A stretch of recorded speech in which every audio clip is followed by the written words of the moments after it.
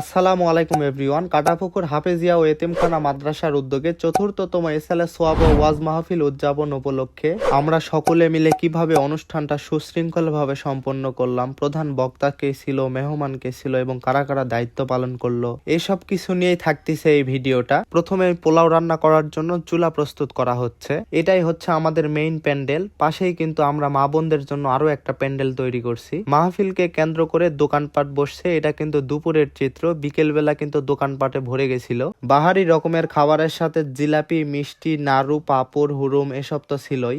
এক পাশে কসমেটিক্স এর দোকান বসছিল, আবার নাগরদোলাও ছিল। আরেকটা দোকান বসছিল, আতর, টুপি থেকে শুরু করে ইসলামিক সব ধরনের বই ছিল। এইদিকে আমাদের মাহফিলের দ্বিতীয় বক্তা উঠছিল আর শ্রোতারা ওয়াজ শুনতেছিল।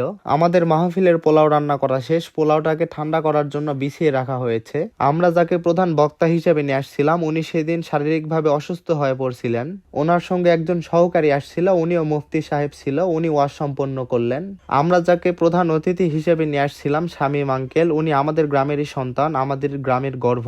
উনি এবার আমাদের পাঁচবিবি উপজেলার মেয়র প্রার্থী হিসেবে দাঁড়াবেন। ওনাকে আমাদের পক্ষ থেকে সামান্য কিছু আপ্যায়ন করে বিদায় দিলাম। এরপরে আমরা মেহমানদের সঙ্গে বসে একটু খাবার খাচ্ছিলাম। খাবার পরিবেশন করতেছিল দুলাল বরাব্ব এবং জাকির আঙ্কেল। এছাড়াও আমাদের গ্রামের সম্মানীয় কিছু ব্যক্তিরাও খাবার খাচ্ছিল এখানে। আমাদের প্রধান বক্তার সহকারী দীর্ঘ সময় ধরে ওয়াজ করতেছিল। উনি যে ইসলামিক কথাবার্তাগুলো কোরআন হাদিস থেকে বললেন, সত্যি মন ছুঁয়ে যাওয়ার মতো। সকলেই তা প্রশংসা করছিলেন। ওয়াজ শেষ করার পরে মোনাজাতের মধ্যেই কিন্তু পোলাও বিতরণ করা হচ্ছিল, যাতে কোনো বিশৃঙ্খলার সৃষ্টি না হয়। আল্লাহ তাআলার কাছে শুকরিয়া আদায় করি, আমরা মাহফিলটা শান্তিপূর্ণ ও সুশৃঙ্খল ভাবে সম্পন্ন করতে পারছি। মোনাজাত শেষ করে পোলাও হাতে করে নিয়ে যে যার ঠিকানায় চলে গেল। আলহামদুলিল্লাহ।